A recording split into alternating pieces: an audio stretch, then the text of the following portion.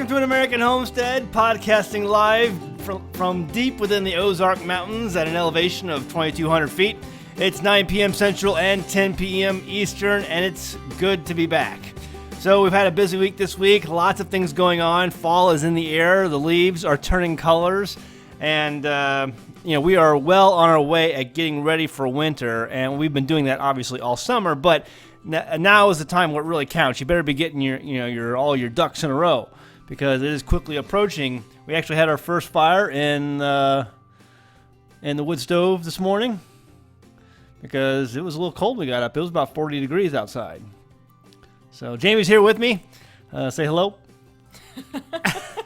She is her usual energetic self at 9 o'clock Central. I'm tired. It's time for bed. Yeah. So, what do we do this week? Well, don't worry, I have a list. Okay. I spent most of the week packing up for our camping trip that's coming up. Yeah, every year. So we'll talk about that a little bit tonight. We're going to talk about camping and glamping tonight. It's going to be our main topic. I thought that'd be a good topic for you because you've written articles about it. I like glamping, but... We do camping. We do camping, but I do glamping in my own way. If you don't know what glamping is, we'll tell you. Are we on to that now? Well, not yet. We'll get there. But we do have a camping trip coming up. It's not really a trip. We just, every year, some of you guys who listen to us on a regular basis know that we have a lot of people who come to our homestead. Usually it's about 100 people. And we camp in one of our fields that we have on our homestead. And so there's about, in just a week from now, there's going to be 100 people again on the homestead camping. And we're going to do our next week's show live from the outdoor kitchen. So we'll podcast live from the outdoor kitchen. And the week after that, I'm going to tell Brad that we're going to take a week off because we'll be wrapping up the events here on the homestead for all of our guests, and we just won't be able to make it online 2 weeks from tonight. So, but next week we'll be podcasting live from the outdoor kitchen. We'll have a few special guests that we'll be interviewing. So it's going to be a great time. We're going to talk about all kinds of stuff, farming and livestock and just amazing things that we're going to be talking about. So be sure to tune in next week for sure. But this week, first off, guys, go to thehomesteadnetwork.com. Let me give you some plugs. It's thehomesteadnetwork.com. You can check out the show times there. Lots of great homesteads with their YouTube channels. We always tune in to Deep South Homestead. We tune into a lot of these guys throughout the week, and I don't comment on a lot of times. I'm listening in the background or whatever when I'm eating lunch or whatever. And so a lot of great homesteads on here. Go to their YouTube channels, subscribe to them, and see which ones touch on the topics that you're interested in. You'll find a variety of them out there.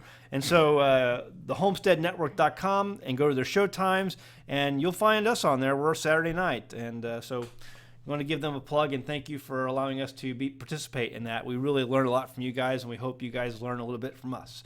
So, all right. With that out of the way, we have our list of stuff. First off, the politics this week. Everyone's talking about the politics, and it's just insane. Our country really is going down the doldrums. And I don't want to dwell on the politics because it's really taken a turn for the nasty. It seems like in the last 48 hours, and on both sides. And for those of you who don't know, I used to be involved in some politics and worked for some campaigns. I was a campaign manager for a guy who ran for U.S. Congress. I worked for some Senate campaigns. Mostly it was all volunteer work. Did a lot of volunteer lobbying in Jefferson City for a lot of Second Amendment groups. Was on the board of directors for a number of organizations. And so I spent a lot of time in the sausage factory that they call the General Assembly over in the state of Missouri. And so with that said, I saw a lot of, ethics violations on both sides of the aisle, and it just disgusted me, and I finally got out of it after a loss back in 2000, was it 10? No, wait. It probably was 2010. Or was it 2012, maybe? No, we left in 2012. So it was probably 2010, I think. Yeah, 2010. That I was so sick of politics because of a loss that happened in the election, and so I knew this was just it's all show. None of it matters. Listen, folks, this country is going down the tubes, and there ain't nothing you can do to stop it. And I know some people just want to hope behind hope that we can pray enough to get this country back on track, but this country is going down a world of sin. And I'm not going to try to preach to you tonight. I'm not getting into that. All I know is that you're seeing the fall of an empire. That's what you're seeing. And it's something that happens throughout history over and over again. Empires rise and empires fall, and we just need to be aware of the fact that we're witnessing the fall of one now. And so I tell people on my channel, dig a hole, get your family, and crawl down in it, because we are heading for bad times. Anyway, what did we do this week? We got hay, and Willow went home. Yeah. We had two miniature donkeys, and the female was nursing the male. It was her baby, and she got to a point where she's weaning him, and so he's eating grass now. And so the mom went back home to where she belongs, and we kept the Jack. And I'm transitioning them because I have a number of different paddocks that I keep the sheep on with the donkey. And I don't want them eating the grass anymore because it's getting down low. They're eating it faster than it can grow at this point. And I want to really get a good amount of grass to grow this fall, because usually it's in the fall when the fall rains come that the grass really starts to grow again. It gets really green and lush, and I want to give that some time to happen so that they'll have a little bit to chew on at certain times during, or at least before winter really sets in. So I'm pulling them off of the paddocks, and I'm giving them hay, and they're not liking it at all. They don't like the hay. They want that fresh green grass that's right there outside their grasp, and getting them to eat the hay is just a matter of them getting hungry enough before they'll eat it. So they're not exactly happy right now. But it's time to transition to hay for a little bit before winter gets here, because I want to grow those fields up a little bit. So this week we transitioned the sheep and the remaining donkey. His name is Max, off of the pasture. We got a new 1,500-gallon water tank. Tim brought that back from town. We got that and put that in place. And so our water catchment system on the homestead right now is around 5,000 gallons. We have the capacity to hold around 5,000 gallons on the homestead. And that, to me, is amazing. See, for a time of drought that happens where we need to use things on our garden or whatever, or we can't get water or our well dries up, that's an amazing amount of water that we can filter and still use here on the homestead. We have a pond, so that's good. We have a pond if we needed it. Our well has never gone dry, and we were told the 19th century well that we have on the homestead would never go dry. It's never going dry. Now, someone tells you that, you don't know. You're just taking their word for it. But so far, that's remained true. But we wanted to make sure we had a lot of water capacity nonetheless, just in case. And with 5,000 gallons, I feel really confident. I'd like to add a few more tanks over by the aquaponics at some point in the greenhouse, but that's going to be something we do later on. But we added another 1,500-gallon tank this week. We still need to get our roof. Our roof isn't done yet. Yeah, we have gutters up. We haven't hooked anything water catchment up to our roof yet, so I don't know. Goodness gracious, I don't know if we're going to need it. 5,000 gallons? Our roof is the biggest roof.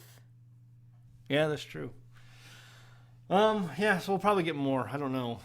It's always good to have water. Folks, I watched this, thinking of water, just to go down this rabbit trail.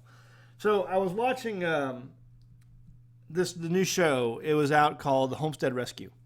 And there was an episode on this show where they showed up to somebody's homestead and they had no water, and they were traveling like 20 miles a day each way just to get 20 gallons of water. And they were like, they couldn't believe it. I'm like, folks, when you buy a homestead, when you're looking for a homestead, and I know I get so many emails every week from people who are like, what do I need to find for a homestead? Water. Water is your most important thing. You got to have water. No one builds a homestead at a place where they're not going to get water. You won't survive. You got to have, if you're going to have livestock, if you're going to live there, you got to have water. If you're going to grow a garden, you got to have water. And rain catchment is good, but I mean, that can, if you go 3-4 months in a drought where there's no rain, or longer. And, in some places, depending on where you live in the country, you're up a creek, without a paddle, and it's just all downhill from there. I mean, it's not going to go well for you. You got to have water and multiple sources of it if possible. And so we are very fortunate, very blessed to have water here on this homestead, a lot of it. Very good wells, and we live in a place in the Ozarks where it gets about 50 inches average of rainfall a year. It's one of the highest in the country besides like Hawaii and Florida and some other places. We have a good amount of rainfall, one of some of the highest rainfall estimates or rainfall measurements in the country. So the Ozarks are good for rain. You got to have water, folks. Anyway, so we got a 1,500 gallon water tank this week. Fall is around. We're thinking about planting garlic. I got to get garlic out here soon. We had a really good garlic harvest. I believe earlier in the episodes we did Jamie braiding the garlic and hanging up in our kitchen, and it's over halfway gone. I'm looking at it right now. Yeah, we need more. Yeah, so we're gonna plant at least double or triple the garlic we planted last year. I'd like to have 3 or 4 of those braids hanging in the kitchen, or at least around the house in different places. Yeah, we love garlic. Yeah, we use a lot of garlic. And we're getting the garden ready for spring. So this week I pulled up all my trellises, all of my tomato cages, everything I had in the garden, and just mowed it under. And so what I've been doing every year is when my garden is done, when I say the garden is done or the majority part of the garden is done, I basically pull everything up, pull the stakes out, pull the cages out, pull everything that's out, and then just mow it. I seriously just get the mower and just mow over it. And it mulches up. You get one of those mulching lawnmowers. It mulches up everything. And then what I do is I start layering on my next layers, for either manures that we've saved up, any, compost we have saved up, wood chips, wheat straw, all your carbons, all your nitrogens, put it all down, start layering everything down there so that for next year's season it'll be ready to go. And so it can break down this whole winter that's coming. And so I started doing that, and I went over to the handle factory that's not far from our place to get wood chips, and their tractor has a flat tire on it, so I couldn't get wood chips this week. But I am getting the garden ready for next spring. And so what still do I need to get? I need to get squash out of there. We've harvested a number of big squash I brought in to the kitchen, and Jamie was excited to see those because we really get a lot of food out of those. Yeah, I love squash. Yeah, these big pumpkin squash we get, and so there's a number of them growing out there still. I have the Jerusalem artichokes. They're so tall, they're all falling all over themselves, and so we'll harvest those usually in the winter. I harvest those in the winter and they're fine. Some people say you got to bring them out early, but I don't think so. They've always been fine. Sometimes you get animals that chew on them here and there, but there's so many of them, they're not going to get to them all. So we'll bring up lots of Jerusalem artichokes, and we're going to do our first test this year of trying to sugar those, turning them into a sugar. They are a starch. They are high in inulin, which is a type of sugar. And what I'm told is if you roast them, you can turn them into a sugar that can be either fermented and then used and distilled and used for fuel. So it's my future of fuel production on the homestead. Although I have to do some experiments to see. This is going to be the first year we've had enough we can do some experiments with. They even make a liqueur out of them in Germany called Topinamber. It's the Jerusalem artichokes way of saying it in German, but they do it there. So fuel production. So that's our goal for that. I'm trying to think. That's a lot we did this week. I don't know what else we did. We're getting a lot of the garden, like I said. Sugarcane. So I've been listening to Deep South Homestead. Deep South Homestead had a great video out this week on pressing their sugarcane, and they did it the way we were going to do it when we first started looking into it, although I couldn't find a press like they had that was cheap enough, affordable enough, that didn't have, I had to do a lot of restoration in it, and I didn't want to have to deal with all that. And plus, I don't have a horse. And they hooked up their tractor, which I've seen other people do on YouTube, where they hook up a tractor to their press and then just drive it around in circles. And that's what they did. So, really ingenious. I've seen other people do it. And so that's what they did. But we went and got, if you've seen our videos, we have one of those nice modern presses. They say it's way more efficient, and so we're going to go with that route and see how it works. But I'm looking at my sugarcane. I harvested a couple of stalks, because I've been kind of tasting it as I go. So I've been, cutting down a few stalks here and there. And so I cut down a stalk this week, a couple stalks, and we're chewing on that, and the kids loved it. It was really super sweet. Jamie took a taste. She's like, absolutely, that's sugarcane. Because she grew up with eating sugarcane overseas in Papua New Guinea, right? Yeah, we always chewed on it. Yeah. So they grew. I guess they grew it a lot over there. Yeah, it tastes just like I remember. So I was kind of confused with what Deep South Homestead. They said that that sugarcane won't produce seed. I don't think, but this produces seed. I got this seed for the sugarcane that I'm growing. And it's huge. It's like huge canes, really thick canes, and just gigantic, really tall and thick. And a lady from Mexico gave me these seeds. I was in San Diego last year, and she's visited our homestead, and I visited her. She was there at a location where I was speaking at, and she came up to me, and she gave me these seeds, and she doesn't speak a lick of English. She's from Mexico, and this was in San Diego. And she gave me these seeds and I said, what are these? And I turned to the guy who was her grandson, who speaks English, and he said, sugarcane. I said, okay. And so I took them home, put them in the garden. I didn't really expect them to grow. I didn't know what they would do. I kind of put them in this one garden bed.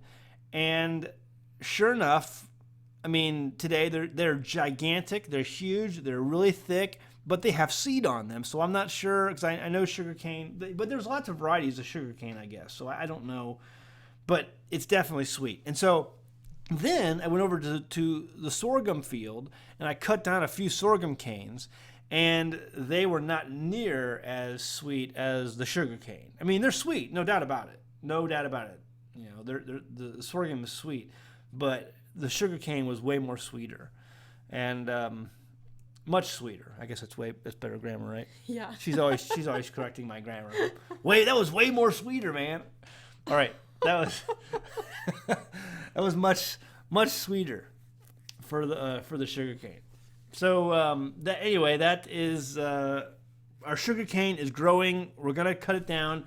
We have, like I said, a bunch of guests coming on the homestead here in the next week, and so what we're gonna do is we're gonna cut down the sugarcane and we're gonna juice it with the sugarcane juicer that we have in our outdoor kitchen, and then we will go ahead and give out samples, some free sample of the sugarcane juice. The guy who runs TuboBiz is an Austrian, European Austrian, and he started that company, the TuboBiz company, because he said he had skin cancer, like crazy amounts of skin cancer, and he said he cured his skin cancer by drinking sugarcane juice. I don't know if it's true or not, but you can see his skin on his face. You can tell he's been plagued by skin problems. But he said he had lots of skin cancer and cured it with sugarcane juice. And so sugarcane juice and sorghum juice, from what I read online, is some of the healthiest juice that you can drink. It's chock full of minerals, chock full of nutrients. The chlorophyll is heavy, which is good for your body as well. That's why people, always tell you eat greens, eat your spinach, because all that chlorophyll. And so it's chock full of all those nutrients and things that your body needs to be healthy. And so it's it's obviously way more healthy, or is that much healthier? Way more healthy. I did it again. Much healthier than, drinking sugar stuff like soda, things like that. But anyway, we are growing sugarcane here in Northwest Arkansas. It's growing well, growing very well. I haven't had to water it once. I didn't water it one time. It just grew. I put the seeds in the ground. I put it in. Like I said, if it grows, it grows. If it doesn't, it doesn't. I was told that it wouldn't, and by golly, I didn't water it one time. It went weeks without rain at certain points, and it's growing like crazy. Oh, my screen still says please stand by. Sorry about that, folks. I'll fix that later in post-production. There we go.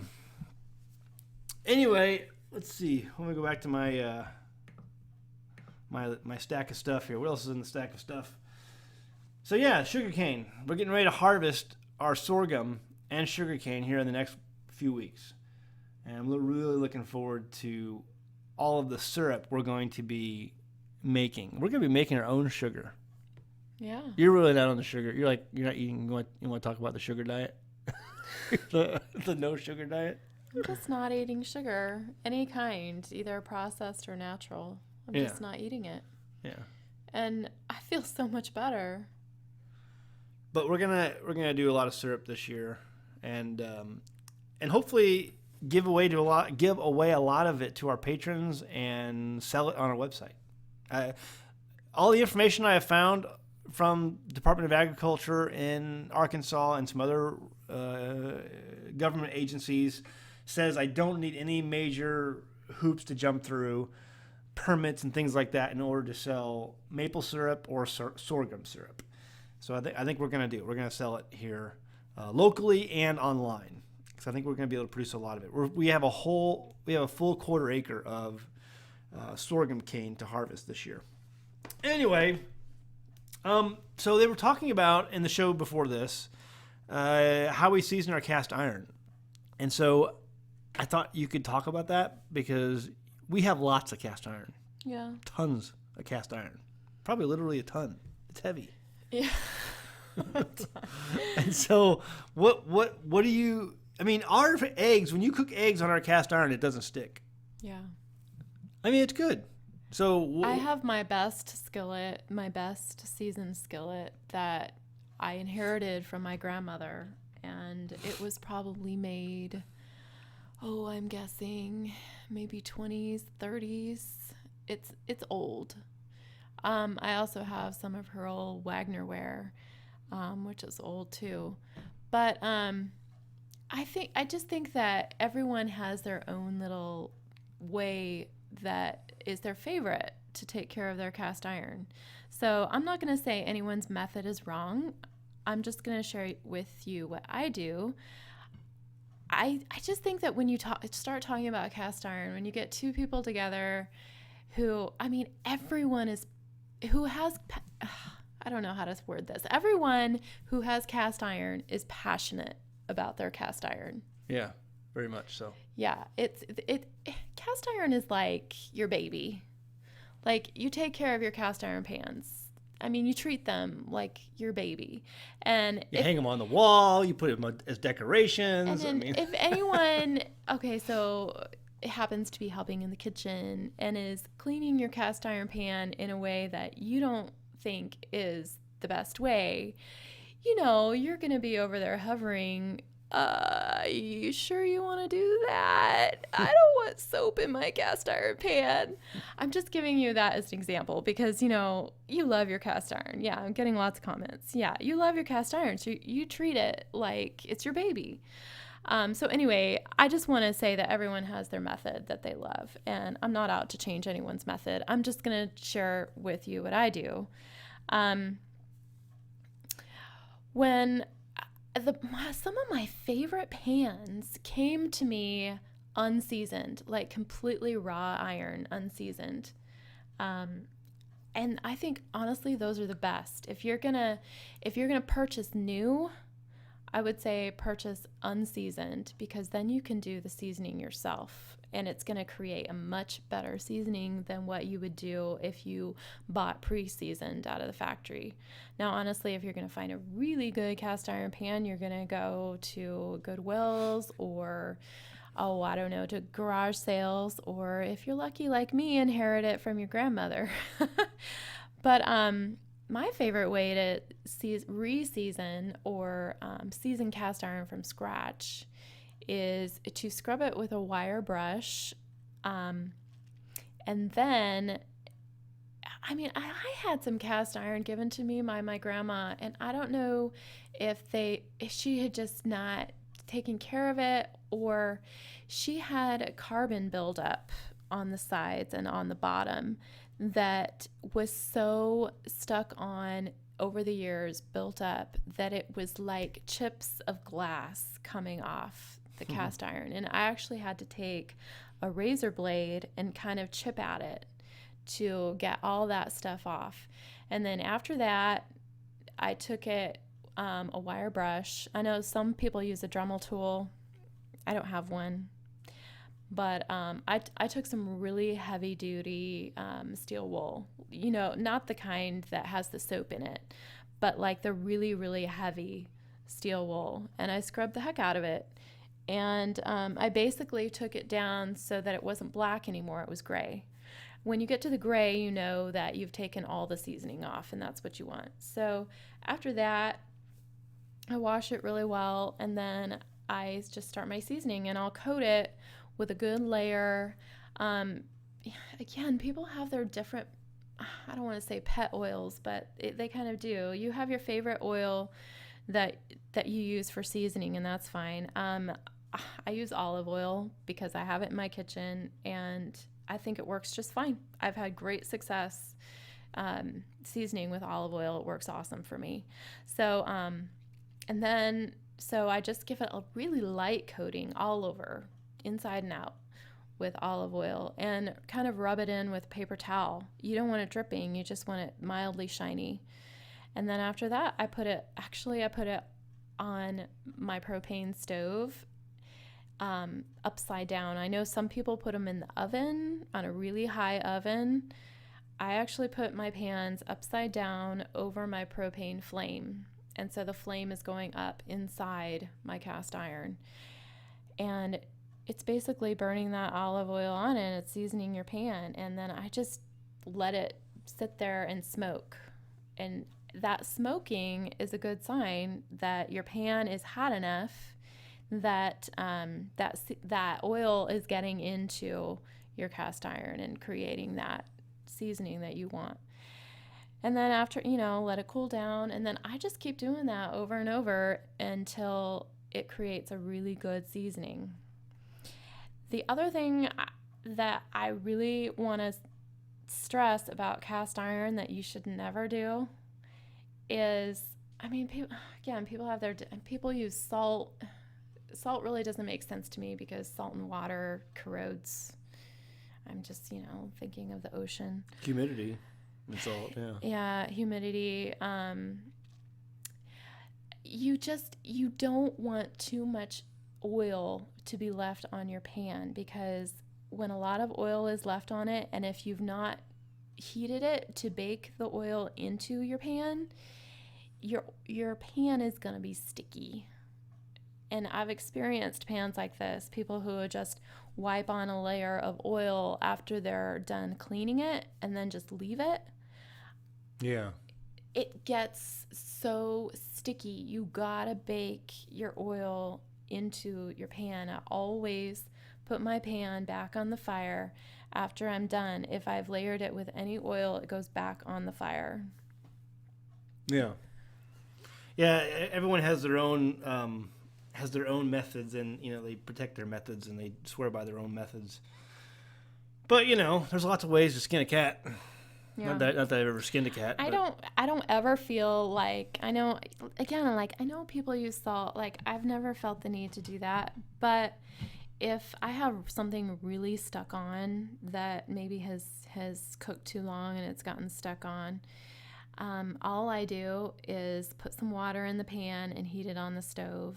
And with my little rubber scraper, it comes right off after it's heated on the stove. And then I just rinse it. I just rinse it with water, pop it back on this until it's clean, pop it back on the stove, heat it. So, speaking of cast iron, do we bring our cast iron camping?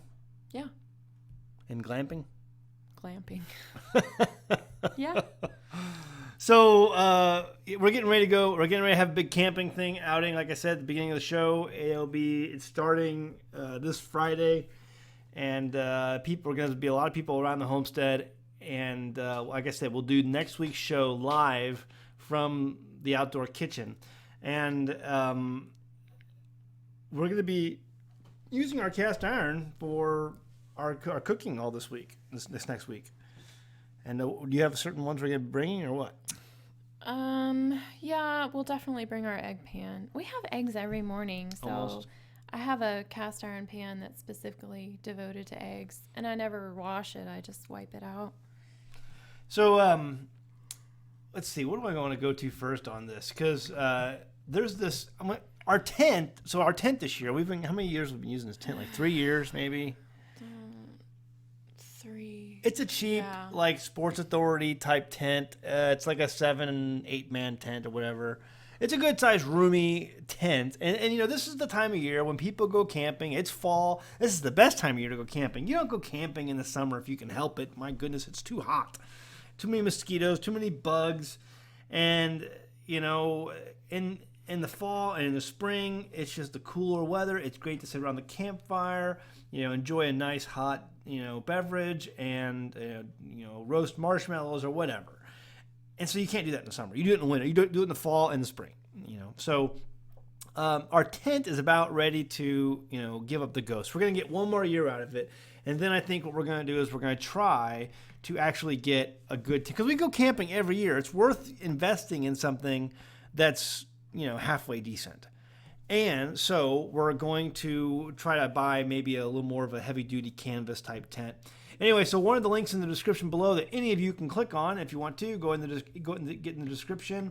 You'll see one of the links under camping and glamping. It's at goodhomedesign.com. Portable wood burning heat stove, heats up tents. And so you click on that link, and it brings you over to this article.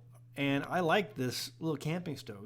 Basically, it's for canvas type tents. Yeah, it's super cute. I mean, it's really tiny, compact. You can.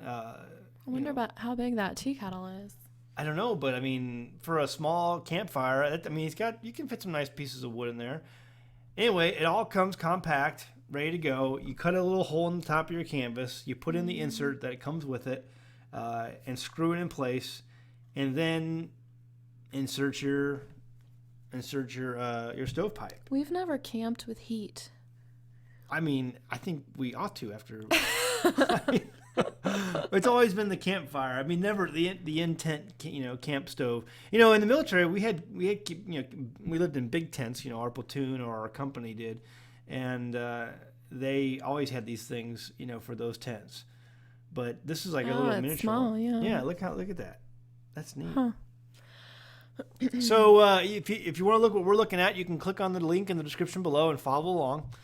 But this is what I think I want to get for a heavy-duty canvas tent in the years coming. There's lots of companies out there now, guys, that are making hardcore heavy-duty tents that really can withstand, you know, year after year of being used. Whereas, let's just be honest, you go to not Home Depot, you go to like Sports Authority, I think they went out of business, or whatever sporting goods store that is near you, and you buy one of those tents, or you go to Walmart, for crying out loud. The Walmart tents are just born to, last. I mean, they're only meant to last one season, if that. One camping trip, and then you throw it away. They're just garbage. They're complete garbage. And we've made the tent we've had now. It was a pretty good tent. I think it was an Alpine, and it lasted about 3 or 4 years. But most people don't camp for more than a week like we do at one time. Yeah. Most people do, a couple nights, I guess? They just don't make these things very, very, with a lot of quality involved. They just And the wind that we have tons of wind. Yeah, we're on a mountaintop. It's, again, 2,200 foot elevation. We're on a mountaintop. The mountaintop is around 2,400 foot, but we're at the top mostly, and the wind blows. And that's why we have wind turbines. It's just, it's crazy. So you got to have a good tent. The last few years, we put a tarp on the tent to help in the waterproofing because it's not tarps under and above. Yeah, these tents aren't waterproof. So we're looking at getting a new canvas tent, something that we can use every year. And if we do, I really want to put a stove like the one that's in the links in the description below. You can click on it, like the one you're seeing here in the links. So I really want to get something like that would allow us to stay warm and have a nice roomy tent where we can fit our boys and us. With the kind of the layout that we have now. She goes, what's that website you go on to do the layouts? So you guys, I'm kind of a nerd. I'll just say it. I'm a nerd. And I'm super organized, probably to a fault. Like it should be less organized. And if I was less organized, everything would still go smoothly. Anyway, I don't want to say this. This is embarrassing. I'm a nerd. Okay, tell there's a if you go to Ashley Home Store's website, they have a room design program where you can design your space. And I did that for our tent. Yeah, she did. She does it for she's been doing this as long as I can remember. Apartments we've lived in, any place we're going to be staying any amount of time. It works better than moving around the furniture physically. She basically puts everything that's going to be in that room on. Put all the dimensions in and create my own furniture with my own dimensions, and then I can create my own floor plans. Yeah, and so she did that for our tent. So it's cool.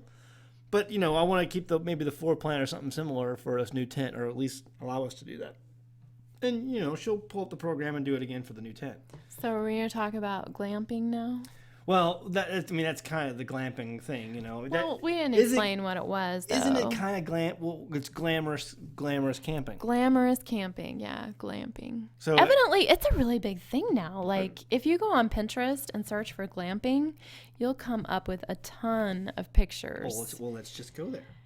Pinterest. Oops. Pinterest glamping. Oops, I spelled that wrong too. Yeah. Anyway, I'm a really girly girl. I'll be honest, camping isn't my first go-to choice. Yeah, I want a tent like that, like this one here. Yeah. Or this one here. Yeah, so go to Google and type in Pinterest glamping and then go to images, and wow, there's some amazing looking tents. But you have to admit, for somebody who hated camping in the beginning, you've come a long way. I've come a long way. Yeah. So I have to give kudos to myself because honestly... Look at that one. Yeah. I think the thing with camping, like, I know women who won't do camping, like they refuse. And that's okay. That's where you're at. But I think that having been there and not enjoyed camping, you just got to figure out what are your absolute necessities that you need to be comfortable. And for me, one of those necessities is putting our composting toilet bucket in the tent. I mean, that makes a world of difference for me to have it right there, that I don't have to get out of the tent in the middle of the night. And it's amazing. And there's other things that make camping really tolerable for me is getting the beds up off the ground. If you can do that, because listen, we're probably 10 nights in the tent now? Yeah, about usually. That's not just a couple days, it's a full almost a week and a half by the end of it. And just figuring out the little things you can do to make yourself comfortable. Yeah, there's lots of tricks. Being in the infantry, we learned lots of tricks about how to keep your feet warm, how to stay warm in general. I'll give you a quick tip. If you want to stay warm when you're camping, you get cold at night.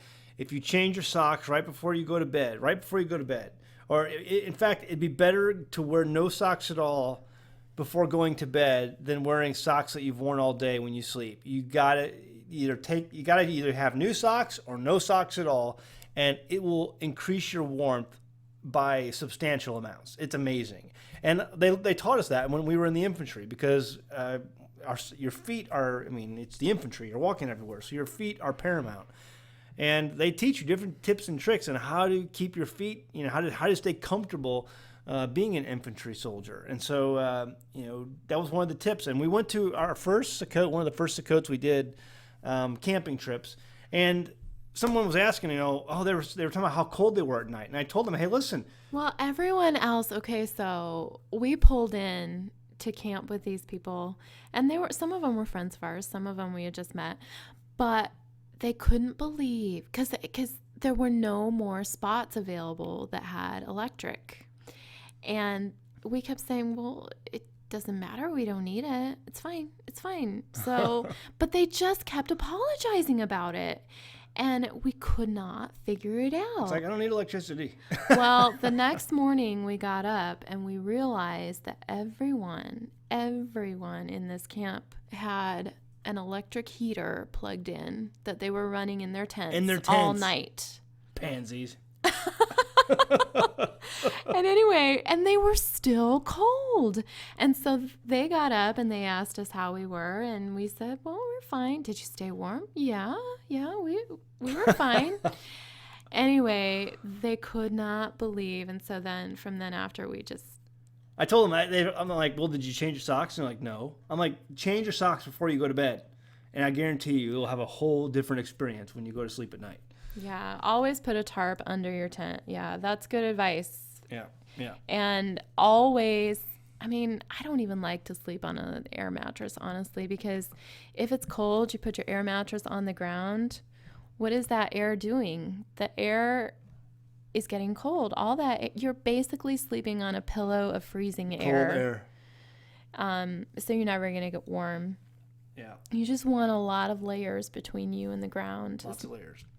Yeah. So Jamie wrote an article. She was approached by the prepperproject.com to write an article, and she picked an article about camping. And so that's also linked in the description below. It's called Camping, How to Practice Bugging Out with a Family. And it gives all kinds of great tips and tricks, things we've learned to make camping fun. And so really good article. Check it out and see what you... fun, I would say. Comfortable. Well, all right. That's fun too. Well, the point is that, there's a lot of men who want to take their family camping, right? But they can't get their wives to do it. And so the point of the article is just, you don't want to make your camping trip suck. So you got to figure out how to make her comfortable. And so I give a few tips about how to do that. Keep mama happy. Keep mama happy and you're happy, right? So that's the article. You learn these different tips and tricks that Jamie has learned, and it was a pretty good article. I mean, we've been passing this around now for about a year, and yeah, I wrote it last year. Yeah, it's got some good reviews and it's got some good comments on it. It's got a really really good picture with her bug out bag, and you'll see her 9mm pistol at the end that she carries, an XD subcompact 9mm. That's also pictured there, and she keeps that handy during most of the time. So all that stuff is right there in the link in the description below. You can check it out. It's from theprepperproject.com. You'll see the article that she wrote. Let's see what else. Go back to the stack of stuff. Also an interesting link before we go over to the comments. I found this link this week, and it was from the offgridnews.com. I found a lot of good stuff at that website, offthegridnews.com. Some of it's fluff, some of it's clickbait, but this one was the best way to grow indoor potatoes in a garbage bag.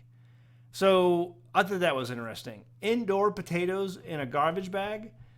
I may try this at some point. I don't know. Has anyone else out there? We can talk about it because we're almost at I left this last because we're almost at the question and answer time. They're going to the chat room. But has anyone else grown potatoes inside your house in a garbage bag? Because that, to me, just seems crazy. But it says that it works. And it was posted this week over at offthegridnews.com. So maybe if you have any experience with that, you can let me know in the comments. We'll go to the chat room. If you guys have a question, go ahead and post it. Put it in all caps in the chat box so I can see it. And I know to answer or to respond to it. We'll try to get to them as best as we can. What we got going on this week is we got a bunch of projects. I got some yard work I got to get done before people get here. A lot of campers coming. There's going to be over 100 people on the property at the end of the week. And so it's going to be fun times. And again, we're going to be doing classes on chicken butchering. We're going to be doing classes on winemaking. We're going to be doing classes on livestock butchering, all kinds of stuff. So going to be a great week. Really looking forward to it. It says we grow all of our potatoes in a 30-gallon Rubbermaid garbage can. Wow. That's really interesting. How many inches of rain do you think you get annually? Well, I think the official number is around 50. I don't know. I've never measured. Tim keeps pretty good track of that stuff. He has the rain gauge out by his house. And I don't know, but he's always keeping track of how many inches we get at any particular moment. But the rough estimate for the Ozarks is around 50 inches, is what I understand. When was the last time you camped? Last year. Yeah. Every fall. We always do it in the fall, once a year. Every fall, once a year. No alligators in the mountain. Laugh out loud. I don't know. I guess someone was worried about alligators out here. We don't have alligators. Now, when I lived in Florida, I went to college in Florida. That's where I met Jamie. I met her at a Baptist church outing at Cocoa Beach, singles retreat. And she looked up, and there I was. Yeah, we met in a church singles group. Yeah. And all the problems in the world went away. Anyway, but I hated living in Florida because there was no camping in Florida. You don't go camping in Florida. You just don't. I'm from Missouri. I know how to camp, but when you go in the woods in Florida, you are not the top of the food chain. There wasn't a month that went by where some jogger didn't get her arm or his arm chewed off, by an alligator that drug him into the jogging path. It was crazy. And it was a few months ago where the kid in Walt Disney World got eaten by an alligator.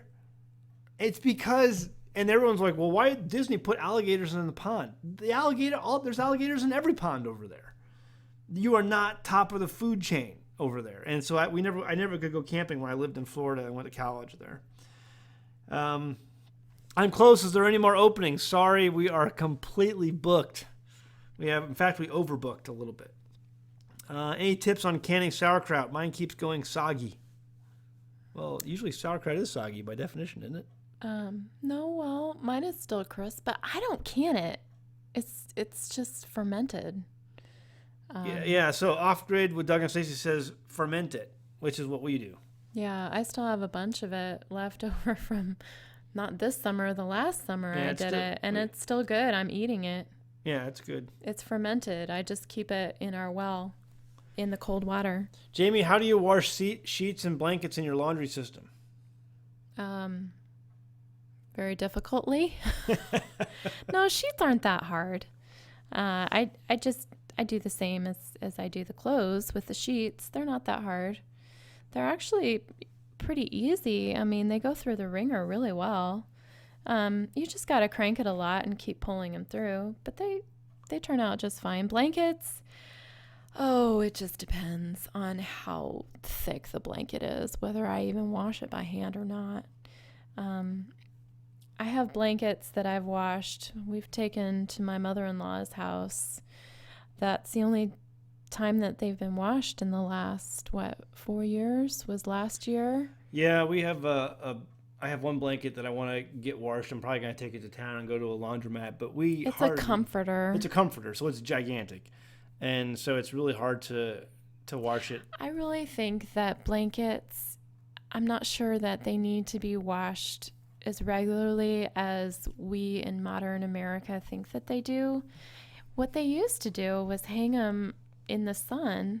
Yeah. And kind of beat them to air them out, maybe beat some of the dust out, and they would hang them in the sun, and the sun would refresh them, and then they it also would disinfect them. Yeah, disinfect. So I don't really worry about blankets. I try to wash the sheets as regularly as I can, but they're not that hard. Yeah. You don't need to can fermented foods. You would basically, that would be crazy because you're killing all the beneficial bacteria that's inside of them. So someone's asking about canning fermented food. You don't do that. Rain Country says fermenting is a way of preserving. Yes. Yeah. Same with, that's the way it is with wine. That's how you preserve the juice of the whatever fruit you were going to do. You can either do whey fermenting, which is kind of like isn't that how we do the... You don't even need whey. I know that some recipes recommend it. I just use salt. Yeah. So that's one way to do it. Then you can do sugar fermenting, and any type of sugar fermenting produces alcohol, which is actually the preservative that keeps everything fresh.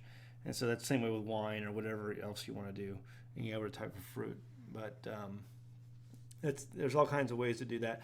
And we're going to be doing a video soon on the preservation of all of our meat products that we saved. And I'm still eating deer meat that's been hanging in my house with no refrigeration for an entire year. And it's good. It's good. It really tastes good. And so we're going to be making some more of that. All my deer meat is hanging in the house, in the pantry, no refrigeration, been hanging there for a full year, and it's still good to eat. So we'll be doing an update on all of that coming up soon. Do you do any crafts like knitting? My mom knits. She tried to teach me, but I told her someday when she's 80 and I'm 50, maybe I'll have time and she can sit and show me. She taught me to crochet when I was a little girl, so I still do that. You can buy some of our, if you go to our website at AmericanHomestead.com, you can buy some of our natural cotton cloths that her mom has made. They are for sale right now on AmericanHomestead.com. So check that out if you're interested. Some pretty colors. Those are award-winning, by the way. She's won awards at the county fair for those. So they're pretty neat. Have you guys made biltong? No, I have not. I've experimented with some different things on how to make biltong. It just seems like kind of, I don't know. If I was going to do it on a large scale, I would do it. But there's so many ways I would rather preserve meat other than doing it all in biltong. I would rather, if I had to do it, I just harvest the intestines of the animal and then just make everything, like deer, meat sticks. Just do it that way. So that's easy. How are the sheep doing with the new deworming methods? I haven't done any of the new deworming methods. Why? Because the sheep that we got to replace the other sheep are naturally worm resistant. They're a heritage breed. They're not a commercial breed. These commercial breed sheep that you get out there are just, they're so easily taken down by parasites like the barber pole worm and so many others. And it's because they're bred to be that way. It's just crazy. And so I really made a big mistake getting commercial sheep rather than heritage breed sheep, which can naturally resist a lot of the parasites that you find out there. And so they're doing much better. I haven't used any deworming for them. The guy we bought them from has never used any type of chemical wormers at all. And he started with 4 St. Croix sheep. And I think it was St. Croix. 4 St. Croix sheep and ended up with 72. I think the last count he had 72. And he's never used any worming. And he's running them on good, really good pasture. I mean, it's crazy. So it's really good. And they are hair sheep. Tracy, I see that. They're hair sheep. But it's so much better buying a heritage breed. Makes so much more sense. Koreans used to bury their kimchi to keep it cool or bury it in crocks. Mm-hmm. Yeah. That's similar to what we do. We just stick it down the well. Katahdin are the bomb and great for meat. From what I was told, Katahdin are good too. They're a heritage breed. Katahdin were made with St. Croix. So a Katahdin is like a breed of St. Croix is what I was told. They're basically the same sheep, a Katahdin and a St. Croix. But they're both resistant to worms and parasites and things like that. They're both heritage breed sheeps. So the sheep are doing great. I'm watching them. I'm going out there and checking them out, every so often and making sure they're okay and they're doing good. I'm just, they're not exactly happy right now that I've taken them off the grass. I'm getting them on the hay right now because I want to help rebuild some of the pastures before winter really sets in. But anyway, let's see what else.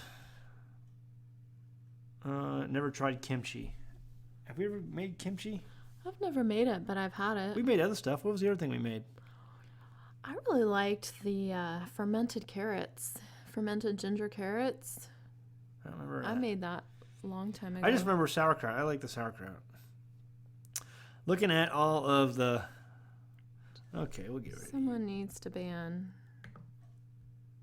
There he's gone. Okay, there we go.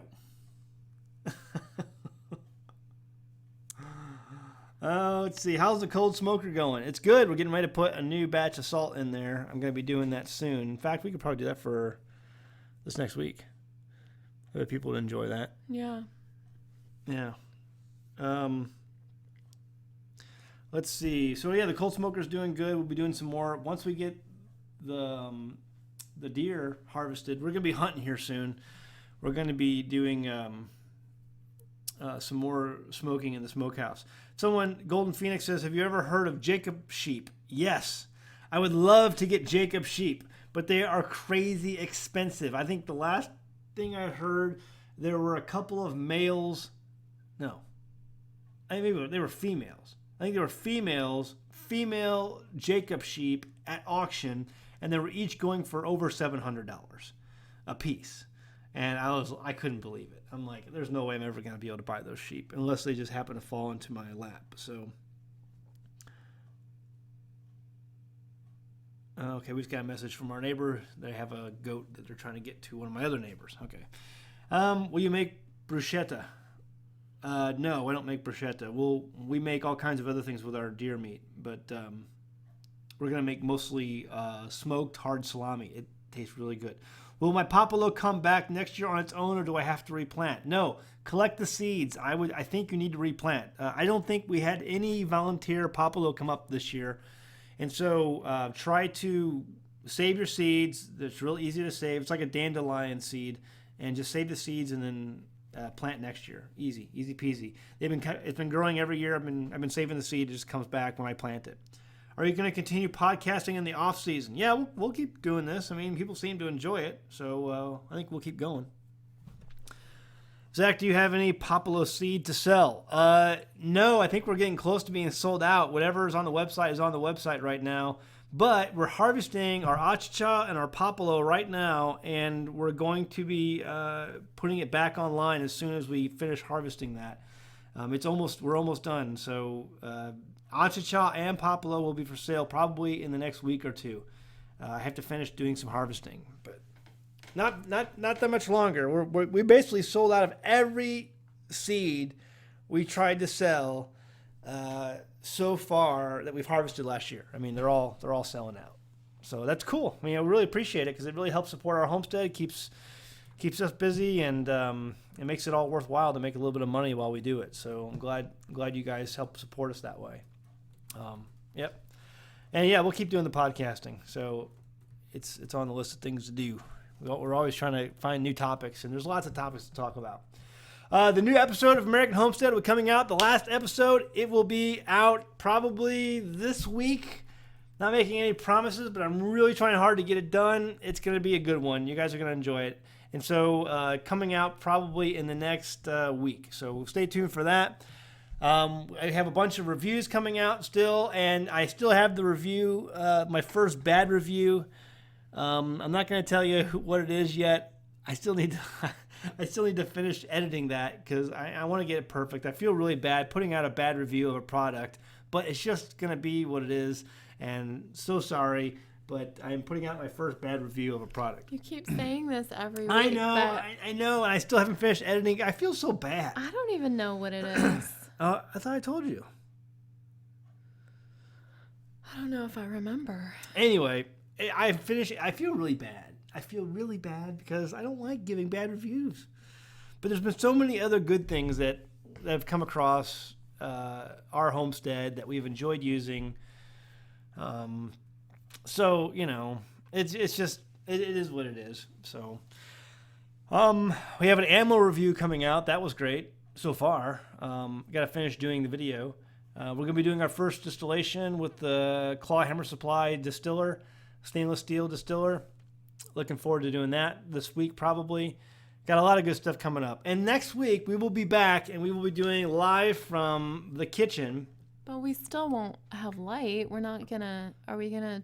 No, we won't be on camera. But we'll be broadcasting live outside from the outdoor kitchen and with some guests, some special guests who will be staying on the homestead. So, no, not last episode, just a special episode while we're camping. Yeah, special episode while we're camping. And then the next week we'll miss. Yeah, we won't be here 2 weeks from tonight. But next week we'll be here. We will be here next week. So make sure you come back and tune in. It's going to be a very special week. We're going to be podcasting live from the homestead at the outdoor kitchen with special guests. So you don't want to miss that. It's going to be some good times. I got a lot of great topics coming up, and I think you all are really going to enjoy it. Trying to think, what else? Is there anything else we're missing? Any other news bits? No, I think that's it. Politics right now is making me sick. I'm sure you're all just as sick of it as I am. I can't wait till this election is over. All right, guys. Thanks for tuning in each week. We'll see you next time on American Homestead.